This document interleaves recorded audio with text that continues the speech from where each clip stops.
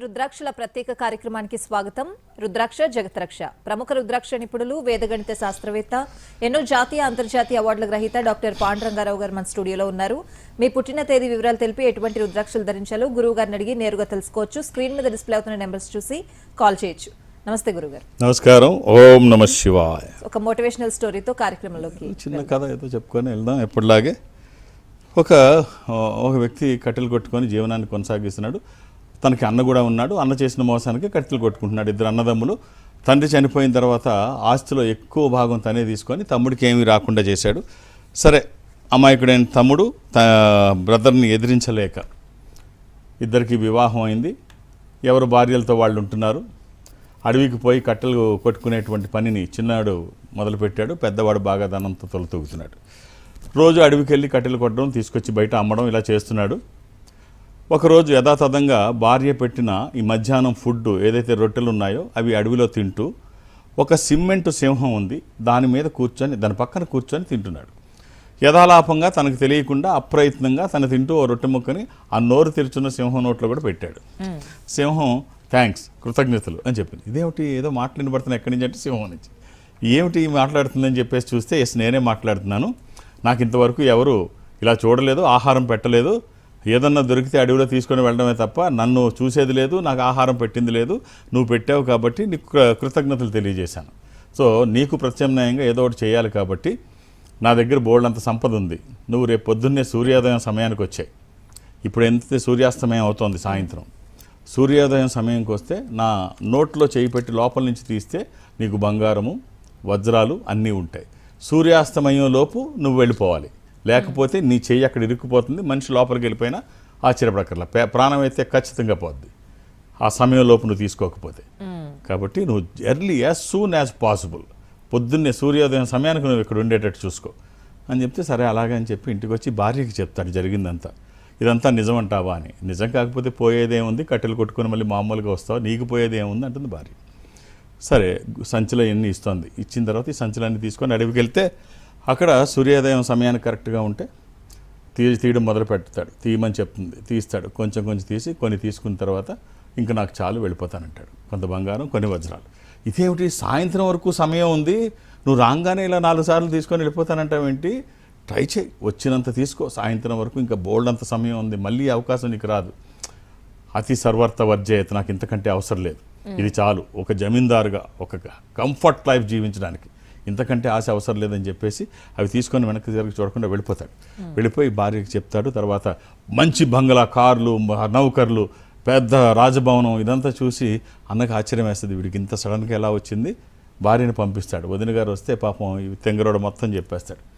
మొత్తం చెప్పేస్తే సరే తను కూడా భర్తను బయలుదేరమంటుంది. సంచులు నేను ఇస్తాను, తీసుకొని వెళ్ళు, కట్టెలు కొట్టు అంటే అలాగే రొట్టె ముక్క పెడతాడు. నెక్స్ట్ డే మార్నింగ్ ఉదయం రమ్మని చెప్పి ఆ సింహం అడుగుద్ది. సూర్యోదయం సమయానికి కండిషన్స్ అన్నీ చెప్పుద్ది, సూర్యాస్తమయం లోపు తీసుకోకపోతే ఏమవుతుందో. సరే నెక్స్ట్ డే మార్నింగ్ సంచులు చాలా భారీగా తీసుకొని వెళ్తాడు. ఊహించినన్ని సంచులు. డబ్బు విలువ తెలుసు కదా, డబ్బు తనకు తెలుసు, డబ్బు విలువ తెలుసు. తమ్ముడికి కూడా కాకుండా డబ్బు తను తీసుకున్నాడు, ఇవన్నీ తెలుసు. వీళ్ళు అక్కడికి వెళ్ళిన తర్వాత తీయడం మొదలు పెడతాడు బంగారం. ఉదయం మొదలు పెడతాడు, సూర్యోదయానికి జస్ట్ బిఫోర్ వెళ్ళాడు, మొదలు పెట్టాడు. సూర్యాస్తమయం అయిపోతుంది, ఇంకా తీస్తున్నాడు. ఇదొక్కటి తీసాపేద్దాం. ఆ ఆశ చావక ఆఖరిలో చెయ్యి కూడా అందులో ఉండిపోయింది, అది మూసుకుపోయింది. మనిషి కూడా లోపలికి వెళ్ళిపోయి చనిపోయాడు. దురాశ దుఃఖానికి చేటు, అతి సర్వర్త వర్జయత్. ఎంతవరకు అవసరమో అంతవరకు ఏదైనా. ఈ కథ మనకి ఏం తెలియజేస్తుందంటే డబ్బు అది ఇది కాదు, కానీ దేంట్లో అయినా అతిగా చేస్తే ఇలాగే ఉంటుంది. అతి ఎప్పుడూ ప్రమాదమే. అవసరానికి చేయాల్సినవి చేయాలి, అనవసరమైనవి పక్కన పెట్టుకోవాలి. ఆల్రైట్ గురువు గారు, కాలర్ వెయిట్ చేస్తున్నారు, కాల్ తీసుకుందాం. సైదేశ్వరరావు గారు కోదాడు నుంచి. నమస్తే అండి. శివాయ నమః. ఎలా ఉన్నారండి? బాగున్నా సార్. సార్ చెప్పండి, డేట్ ఆఫ్ బర్త్ ఇస్తారా? 4/7/94 అండి. మా బాబు అండి ఇది. సాయి కుమార్ అండి పేరు. సార్ సాయి కుమార్ సోమవారం పుట్టినట్టు తెలుసా సార్? అవునండి తెలుసు. అంటే జనరల్గా మర్చిపోతారని అడిగాను సార్, అంతే. Okay okay.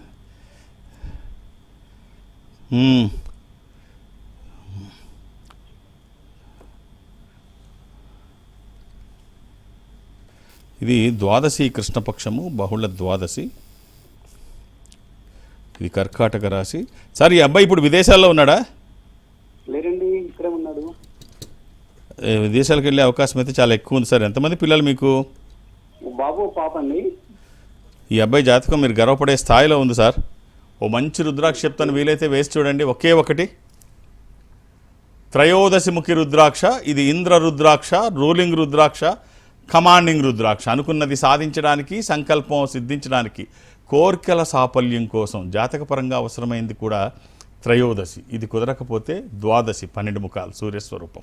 ఉన్నతమైన స్థితి కోసము, అనారోగ్య సమస్యలు లేకుండా బ్రైట్ ఫ్యూచర్ కోసము. ఈ రెండిట్లో ఏదో ఒకటి వేయండి. వేసిన తర్వాత ఖచ్చితమైన ఫలితాలు చూస్తారు. విదేశాలంటే గుర్తొచ్చింది, అమెరికా వెళ్ళే వాళ్ళ సంఖ్య రోజు రోజుకి తగ్గుతోంది. 87% నుంచి 62% పడిపోయిన వీసాలు. ఒకటి ట్రంప్ చేసే విధానాలు కావచ్చు, ఆయన టారిఫ్ 50%, వ్యాపారస్తుల నోరు కొట్టడం కావచ్చు, ముఖ్యంగా గోదావరి జిల్లా రైతుల నోరు కొట్టడం, వాళ్ళ వ్యాపారాల మీద దెబ్బతీయడం ఈ 50% టారిఫ్తో. వాళ్ళ $1,00,000 వీసా ఫీజు H1Bకి. ఇది చాలా దుర్మార్గమైనటువంటి పరిస్థితి. నాకు తిరుగులేదు, నేనే మోనార్క్ అనుకునేటువంటి తింగర వేషాలతో భారతదేశ ఆర్థిక వ్యవస్థ మీద చాలా పడింది.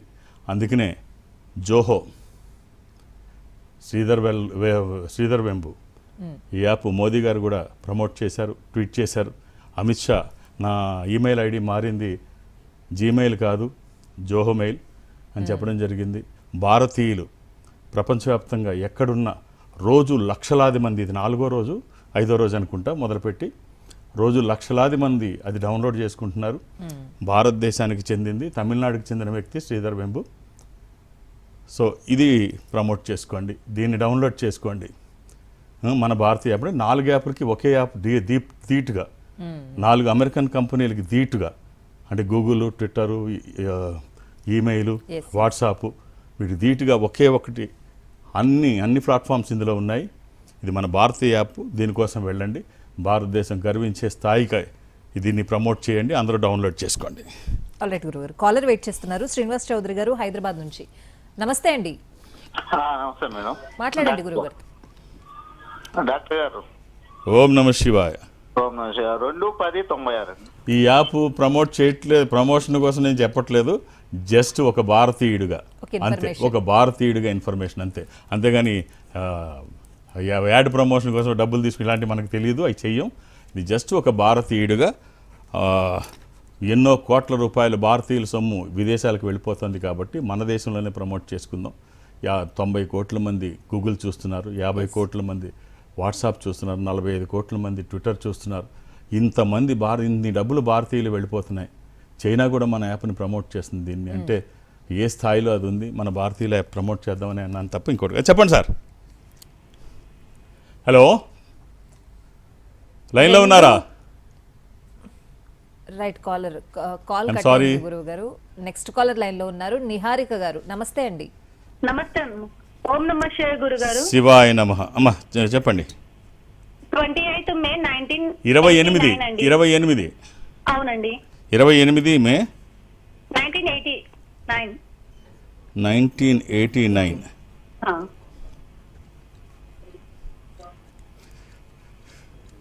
ఆదివారం పుట్టినట్టు తెలుసా అమ్మా? అవునండి. ఇది నవమి, కృష్ణపక్షము, బహుళ నవమి. ఇది మీనరాశి, ఉత్తరాభాద్ర నక్షత్రము. అవునండి. 10 సంవత్సరాల క్రితం మా నాన్నగారు మీ దగ్గరకు వచ్చారంట. ఏమైందమ్మా? అంటే అప్పుడు మా నాన్నగారు బట్టల బిజినెస్ అండి. సో దాంట్లో చాలా లాస్ వచ్చి ఇది అవుతుంటే ఎవరో వాళ్ళ ఫ్రెండ్ చెప్తే మీ దగ్గరకు వచ్చారంట. రుద్రాక్ష ధరించిన తర్వాత చాలా బాగుందండి. Very nice. రుద్రాక్ష బాగుంటుందమ్మా. 10 years బ్యాక్ తర్వాత మేము అట్లా 2-3 బిల్డింగ్స్ తీసుకున్నాము. Very good. చాలా బాగుంది. ఆ బిజినెస్ మా తమ్ముడు కూడా కంటిన్యూ చేస్తున్నారు. Very good, very good. ఇది ఎవరిదమ్మా ఇప్పుడు? ఇది నాదేనండి. రైట్. ఒక్క రుద్రాక్ష చెప్తాను, వేసుకోండి అమ్మా. రుద్రాక్ష ఎప్పుడు బాగుంటుంది, ఎవరు వేసుకున్నా బాగుంటుంది. మనం చేస్తున్న పనికి ఒక దైవికమైన సహకారం తీసుకుంటే వచ్చే ఫలితం మనం ఊహించిన దానికంటే బాగుంటుందంటే అతిశయోక్తి కాదు. ఒక నవముఖి రుద్రాక్ష, ఇది 9 ముఖాలు, నవశక్తి స్వరూపము. ఇది అమ్మవారి స్వరూపము, విజయాలు చేకూర్చి దోషాలు నివారించేది ఈ ఒక్క రుద్రాక్ష. ఆల్ ది బెస్ట్ అమ్మా. రైట్ గురుగారు, కాల్స్ తీసుకుంటాం. అంతకంటే ముందు ఒక క్వశ్చన్ గురువు గారు, చాలా మంది చెప్తూ ఉంటారు దేవుడి లీలలు మనకు అర్థం కావు అని చెప్పి. అంటే అంచనా వేయలేక అలా చెప్తారా? దీని వెనుకున్న మర్మం ఏంటి? లేదు, అంటే మనకు అన్నీ అర్థం అవ్వాలని లేదు. ఇప్పుడు కృష్ణలీల అంటాం, ఆయన చేసేది ఆయనకే, మనకు అర్థం కాదు. తర్వాత అంతా అయిన తర్వాత తెలుస్తూ ఉంటుంది. అంతా అయిన తర్వాత ఓహో ఇది అంతకుముందు ఎందుకు ఇలా జరిగింది, నాకే ఎందుకు ఇలా జరిగిందని చాలా వ్యక్తిగత జీవితాల్లో కూడా అనుకుంటారు. నాకే ఎందుకు ఇలా జరిగింది, ఎప్పుడు భగవంతుడి ధ్యానంలోనే ఉంటాను, ఎప్పుడు అది. సో ఎప్పుడు ఏం చేయాలో ఆయనకి తెలుసు. ఆయన చేసిన తర్వాత కానీ కొన్ని అర్థం కాదు. ఇప్పుడు బలరాముడు అంతటి వాడికి కృష్ణుడు చేసిన పనులు అర్థం కాలేదంట.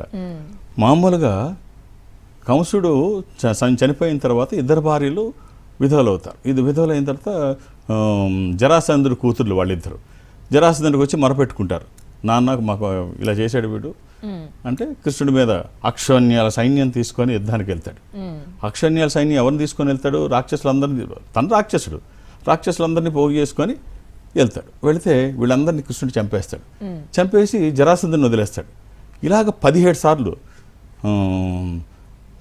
సార్లు దండయాత్ర. ఈ 17 సార్లు దండయాత్ర, సరే మన చరిత్రలో తర్వాత 17 సార్లు దండయాత్ర చేసి మొత్తం రాక్షసులందరినీ తీసుకొచ్చి 18వ సారి కూడా మళ్ళీ వస్తుంటే అప్పుడు బలరాముడు అంటాడు, నీకు అసలు బుద్ధి ఉందా కృష్ణ, ఏం చేస్తున్నావు? ఇన్నిసార్లు వాడిని ఎందుకు, వాడితో గొడవ, మొదటిసారి ఆయన తుంచేస్తే అయిపోయేదానికి, చంపేస్తే అయిపోయేదానికి ఇన్నిసార్లు ఎందుకు అవకాశం ఇచ్చావు?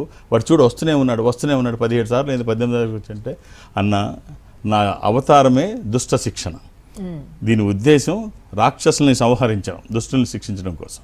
ఇప్పుడు జరాసంధుడు ఏం చేస్తున్నాడంటే, నేను వదిలేస్తున్నాను, పోయి తనకి యుద్ధం చేయడానికి తన తోటి సహచరులందరినీ తీసుకొని వస్తున్నాడు, రాక్షసులందరినీ. తను తేకపోతే నేనేం చేయాలి? ఎవడెవడు ఎక్కడున్నాడో వాడి దగ్గరికి వెళ్ళి వాడితో యుద్ధం చేసి వాడిని చంపాలి. ఇప్పుడు ఆ పని లేదుగా, మన దగ్గరికి మొత్తం అందరిని తీసుకొస్తున్నాడు. ఇప్పుడు జరాసంధుని ఆఖరిసారి వేసేస్తే అయిపోయింది అని చెప్పేసి చెప్తాడనమాట సింపుల్గా. ఇప్పుడు ఇంతమందిని నా దగ్గరికి తీసుకొచ్చి తను అప్పచెప్తున్నాడు, నాకు ఇది తేలిక. అందుకనే ఆయన ఏం చేసినప్పుడు అప్పుడు బలరాముడికి కానీ అర్థం కాదు, ఓహో ఇంత సింపుల్ మార్గాన్ని ఏరుకున్నాడా. సో ఏం చేసినా దానికి ఒక అర్థం ఉంటుంది. దానికి కృష్ణమాయ అంటారు. ఏం చేసినా అర్థం ఉంటుంది.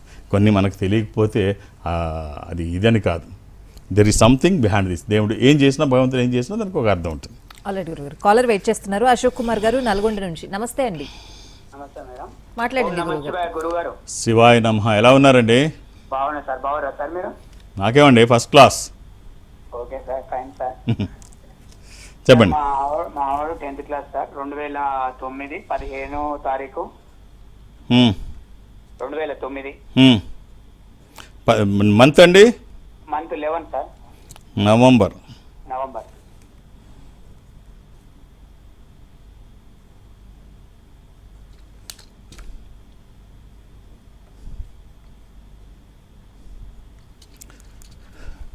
సారీ తప్పేసుకున్నానండి. ఒక్క నిమిషం. Okay sir.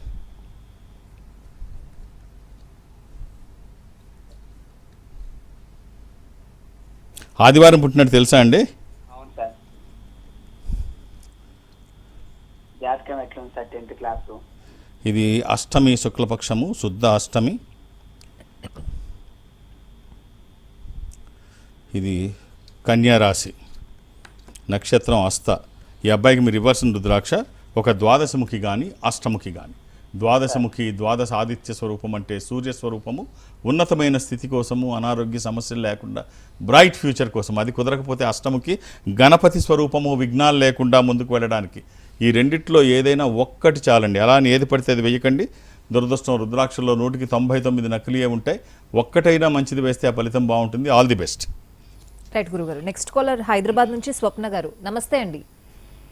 నమస్కారం అండి. మాట్లాడండి గురుగారు. నమస్కారం గురుగారు. ఓం నమ శివాయ. అమ్మ డేట్ ఆఫ్ బర్త్? 26/5/2009. 26 మే. ఈ డేట్ ఆఫ్ బర్త్ 26 మే 2009. కరెక్ట్గా ఎక్కడ మార్పు లేదు. విద్యార్థులకు ముఖ్యంగా గుర్తుండాల్సినటువంటి డేట్ ఆఫ్ బర్త్. సరే, ఇది అనలైజ్ చేసే ముందు మళ్ళీ మర్చిపోతాను. దీన్ని అంటే నాకు గుర్తుంటుంది ఈ డేట్ ఆఫ్ బర్త్. పిల్లలకు కూడా గుర్తుండాలని చెప్తున్నాను. స్టూడెంట్స్కి ముందు గుర్తుండాల్సిన డేట్ ఆఫ్ బర్త్ 26 మే 2009 కూడా. ఈ 2009 26 మే ఏమిటంటే డాక్టర్ ఏపీజే అబ్దుల్ కలాం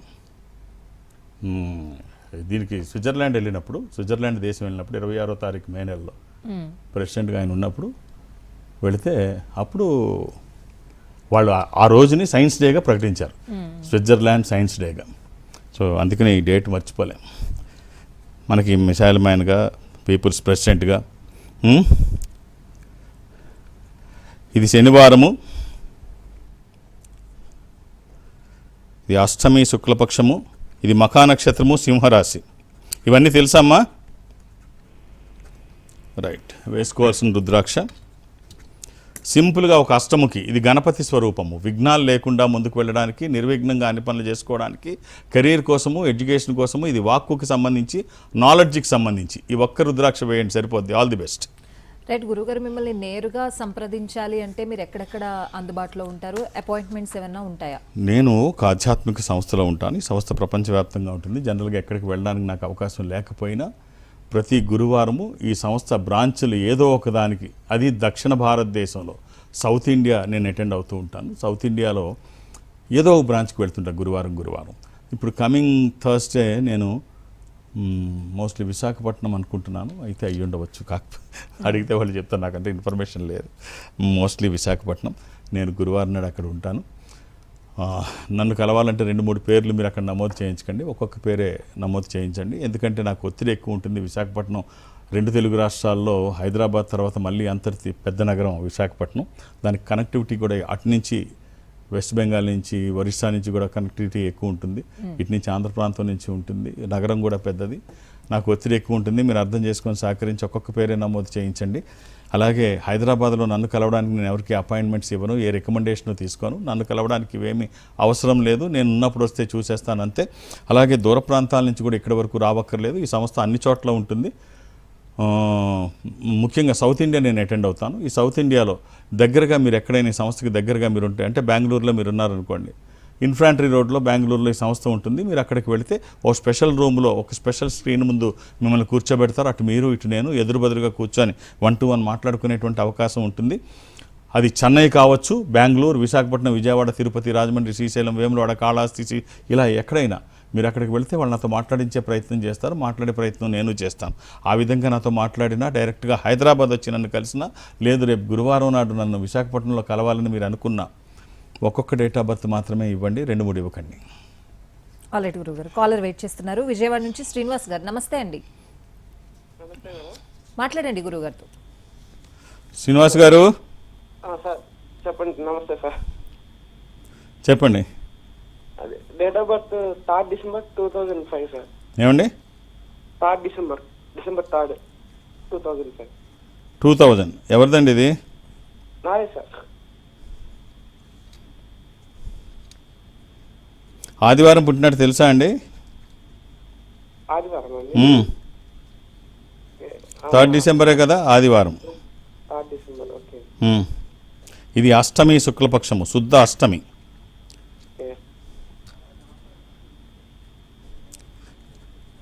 ఇది కుంభరాశి, శతభిష నక్షత్రం.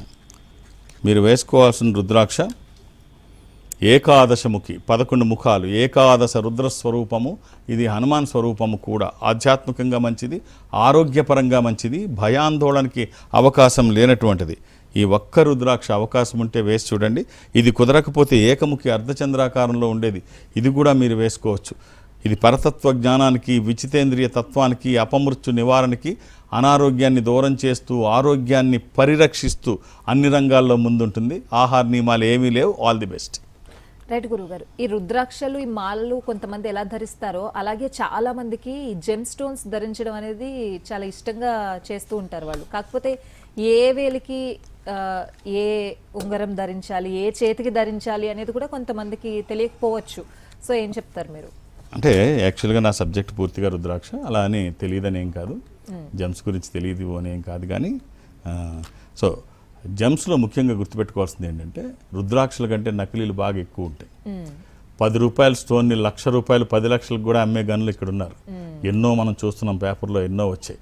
ముఖ్యంగా ఈ జెమ్ స్టోన్లో చూడాల్సింది ఏంటంటే, ఉంగరం మనం పెట్టుకున్నప్పుడు మనకి ఎవరైతే అడ్వైస్ చేశారో ఉంగరం, అది కరెక్ట్గా మన జాతకానికి సరిపడే ఉంగరాన్ని అడ్వైస్ చేశారా, ఆ రాయిని అడ్వైస్ చేశారా, లేకపోతే వాళ్ళకి అంటే సిద్ధాంతులకు కానీ షాపు వాళ్ళకి కానీ వాళ్ళకి లాభం వచ్చేది మనకి అడ్వైస్ చేశారా, ఇలాగే జరుగుతూ ఉంటుంది జనరల్గా.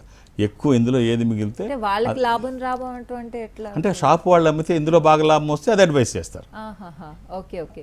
సిద్ధాంతాలు కూడా వాళ్ళ దగ్గర పెట్టుకొని అమ్ముతారు, లేకపోతే కమిషన్కి చెప్తుంటారు. ఏది వాళ్ళకి ఎక్కువ లాభం వస్తే అది చెప్తుంటారు. అలాగ మనకు చెప్పారా?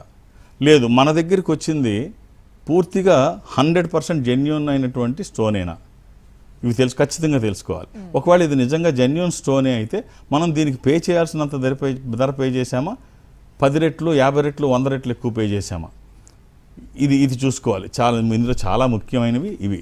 నకిలీలు చాలా ఎక్కువగా ఉంటాయి. మనం అప్పుడప్పుడు పేపర్లో చూస్తుంటాం 30 రూపాయలది 3 లక్షలకు అమ్మారని, ఇలా చాలా జరుగుతూ ఉంటాయి.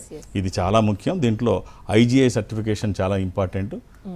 సో ఈ సంస్థ భారతదేశం అంతా ఉంటుంది. మీకు అక్కడ కూడా ఈ జెమ్ స్టోన్స్ దొరుకుతాయి. మీరు ఈ సంస్థలో ఎక్కడికి వెళ్ళినా వాళ్ళు మీ సైజ్ తీసుకుంటారు, సూరత్లో చేసేసి రెండో రోజు మీకు ఇచ్చేస్తారు. అది గోల్డ్లో అయినా లేదు, మీరు పంచలోహాల్లో వేసుకుంటే అడ్వాంటేజ్ ఏంటంటే ఈ రుద్ర ఫౌండేషన్ అని సంస్థకు ఒకటి ఉంది. రోజు ఫ్రీ మీల్స్ పెట్టడం కానీ ఇలాంటివి జరుగుతూ ఉంటాయి. మనం ఎప్పుడు దీని గురించి మాట్లాడుకోలేదు. మీరు పంచలోహాల రింగ్ తీసుకుంటే ఆ రింగు 2800 మెటల్ కాస్ట్ పడుతుంది అనుకుందాం. 1400 మీరు పే చేస్తే మిగిలిన 1400 రుద్ర ఫౌండేషన్ పే చేస్తుంది. ఇక స్టోన్కి ఏ స్టోన్ తీసుకుంటే దానికి యాక్చువల్ ప్రైస్ మీరు పే చేయాలి. అది IGI సర్టిఫికేషన్తో ఉంటుంది, జెన్యూన్ స్టోన్. ఖచ్చితంగా నేను మీకు అడ్వైస్ చేయడానికి నేను పనికొస్తానంటే నన్ను అడిగితే నేను చెప్తాను, నేను ఉపయోగపడతాను, నేను చెయ్యగలను అంటే నేను అడ్వైస్ చేస్తాను. ఆల్రైట్ గురువు గారు. సో చాలామంది ఉద్యోగం చేస్తూ ఉంటారు, వ్యాపారం చేస్తూ ఉంటారు, కానీ మీ నోటి నుంచి ఎప్పుడు వ్యాపారానికి సంబంధించిన మాటలు ఎవరైనా కాల్ చేస్తే వ్యాపారం బాగా చేసుకోండి అని అంటూ ఉంటారు. సో దీనికి కారణం ఏంటి? ఉద్యోగం తప్పని కాదు, వ్యాపారం చేసే అవకాశం ఉంటే వదలొద్దని. చాలామంది ఏమనుకుంటారంటే ఉద్యోగం పురుష లక్షణం అనుకుంటారు. ఈ మైండ్ సెట్ మారాలి. ఉద్యోగం పురుష లక్షణం అనేది ఇది పురుష స్త్రీ అనేది కాదు. ఇక్కడ పురుషుడు అన్న పదానికి అర్థం ఏమిటంటే మనుష్యులు అని. అర్థము పురుషార్థముల లోపల నుత్తమము, అర్థవంతునకు లోకనము అసాధ్యమైంది ఏది కానము. అంటే ఇక్కడ పురుషుడు అంటే మనిషి అని అర్థం, స్త్రీ లింగం గురించి చెప్పలేదు, మనిషి అని. అలాగే ఉద్యోగము అంటే ఉద్యోగం అని కాదు, ప్రయత్నము అని. ఉద్యోగం అంటే ప్రయత్నం అని. మనకి మహాభారతంలో పర్వాలు చూసినట్టయితే 4వ పర్వం ఉద్యోగ పర్వం. ఆది పర్వము, సభా పర్వము, అరణ్య పర్వము, ఉద్యోగ పర్వము, విరాట పర్వము, ఇలా ఉంటాయి. 4వది ఉద్యోగ పర్వము. ఈ ఉద్యోగ పర్వం మనకి ఏం తెలియజేస్తోంది? ప్రయత్నించమని. అంటే ఈ యుద్ధాన్ని ఆపే ప్రయత్నం, సంధి చేయడానికి చేసే ప్రయత్నం ఉద్యోగ పర్వం. సో ఇక్కడ మనకేం తెలియజేస్తుందంటే నువ్వు ప్రయత్నం చేయి, అంతేగాని ఉద్యోగం చేయమని కాదు. ఇక్కడ ఇది ప్రయత్నానికి పేరు ఉద్యోగము అని. ఉద్యోగం అంటే అర్థం ప్రయత్నము, అంతేగాని ఒక దగ్గర పని చేయమని కాదు. సో వ్యాపారం చేసే అవకాశం ఉంటే ఖచ్చితంగా వ్యాపారం చేయండి. ఉద్యోగం రాకపోతే వ్యాపారం వైపు ఆలోచన చేయండి. ఉద్యోగం రాలేదని ఇంటి దగ్గర కూర్చోవడం కరెక్ట్ కాదు. ఇప్పుడు మనం అనేక సందర్భాల్లో చెప్పుకున్నాం. ఒక ఇంజనీరింగ్ గ్రాడ్యుయేట్ ఉంటాడు, తను బయటకు వచ్చిన తర్వాత తనతో పాటు 15 లక్షల మంది బయటకు వస్తారు. 1 లక్ష మాత్రమే ఎంప్లాయ్మెంట్ ఉంటుంది, మిగిలిన 1400 మంది ఏం చేస్తారు? సో కాబట్టి ఆ ఉద్యోగం వచ్చే వరకు కూర్చోకుండా ఏది మీకు వీలైతే దానికి వెళ్ళండి. అంతేగాని ఉద్యోగం రాకపోతే నేను పనికిరానో లేకపోతే నాకు అవకాశాలు లేవని కూర్చోవడం కరెక్ట్ కాదు. మీరు ఉద్యోగం చేస్తే నెలకు ఒకసారి జీతం వస్తుంది, మీరు వ్యాపారం చేస్తే మీ జీతం రోజు వస్తుంది. రోజు డబ్బులు వస్తూ ఉంటే ఆ డబ్బుతో వచ్చే కిక్కు ప్రపంచంలో ఏ మత్తు ఇవ్వలేదు. ఇంకో 10 ఏళ్ళు ఎక్కువ బతుకుతాం. సో కాబట్టి ఖాళీగా కూర్చోకుండా idle brain is devil's workshop. Of course గురుగారు, కొంతమందికి ఉద్యోగం లేకపోయినా వ్యాపారం చేయాలని ఉంటుంది, కానీ స్తోమత ఉండదు. ఎలా డీల్ చేయాలి వాళ్ళు? స్తోమత అంటే ఇటు కోట్ల రూపాయలతోనే పెట్టాలని ఏం కాదు. చాలా కంపెనీలు అసలు ఏమీ లేకుండా, శాంసంగ్ కంపెనీ ఉప్పు చేపలు అమ్ముకునే కంపెనీ, చిన్నది డ్రై ఫిషెస్ అమ్ముకునే కంపెనీ, ఇవాళ ప్రపంచవ్యాప్తంగా చాలా పెద్ద పేరు తెచ్చుకుంది. హుందాయ్ కంపెనీ కూడా చిన్న ఇల్లు కట్టుకునేవారు, ఇప్పుడు అది పెద్ద కార్ల కంపెనీ. అలాగే టిష్యూ పేపర్స్ అమ్ముకునే company Nokia, bathroom tissues. So ఇలాగా ఎన్నో కంపెనీస్ ఒక్కసారి ఏమి రాలా, చిన్న చిన్న పెట్టుబడులతో ఇంటర్నేషనల్ కంపెనీస్గా రూపొందాయి. మనం ఇంటర్నేషనల్ చేయక్కర్లా, మన వరకు మనం బాగా ఉండడానికి మీకు చిన్న ఆలోచనలు చేయండి. అది మిర్చి బజ్జీ దగ్గర నుంచి మీరు ఏరోప్లేన్ వరకు మీరు ఏది ప్లాన్ చేస్తారో ఖచ్చితంగా ప్లాన్ చేయండి. ఎక్కడ తేడాలు లేకుండా మీరు ఏది చేద్దాం అనుకుంటున్నారో దాన్ని పాసిబిలిటీస్ అన్నీ చక్కగా పూర్వపరాలు పరిశీలించి ఇందులో నేను ఏం చేయాలి, ఏం చేయగలను, ఎవరి సహకారం తీసుకోగలను, ఇలా మీరు ఆలోచిస్తే మీ చేస్తున్న ఆలోచనకి దైవికమైన సహకారం తోడైతే అద్భుతాలు జరుగుతాయి. అందులో ఎలాంటి సందేహం లేదు. సో ప్రపంచవ్యాప్తంగా డబ్బులున్న వాళ్ళని ఎక్కడన్నా చూస్తే ఉద్యోగస్తులు మీకు ఎక్కడా కనిపించరు. టాప్ 10లో, టాప్ 100లో, టాప్ 1000లో, టాప్ 1 lakh సుందర్ పిచ్చయ్య వీళ్ళెవరు కనిపించరు అసలు ఎక్కడ అడ్రస్ కూడా ఉండరు. సో ఎవరు ఉంటారంటే ఎంటర్ప్రెన్యూర్స్ ఉంటారు, ఇన్వెస్టర్స్ ఉంటారు, ఇండస్ట్రీ పీపుల్ ఉంటారు, అథ్లెటిక్స్ ఉంటారు, వీళ్ళు ఉంటారు. ఎక్కువ 75% షేర్ ఎవరిదంటే ఎంటర్ప్రెన్యూర్స్ది. కాబట్టి వ్యాపారం చేయడం తప్పు కాదు, వ్యాపారం చేయడానికి ప్రయత్నం చేయండి. భారతీయ ఆర్థిక వ్యవస్థ పెరుగుకుంటూ వెళ్తుంది. మీరు అంతర్జాతీయ వ్యాపారం చేస్తే ఫారిన్ కరెన్సీ కూడా వస్తుంది. ఆల్రెడీ గురుగారు వాళ్ళ కార్యక్రమంలో చాలా విషయాలు చర్చించారు అండ్ అలాగే కాలర్స్ కూడా మంచి సజెషన్స్ ఇచ్చారు గురుగారు. Thank you so much. ఓం నమః శివాయ. ఇది వాళ్ళ కార్యక్రమం. నమస్తే.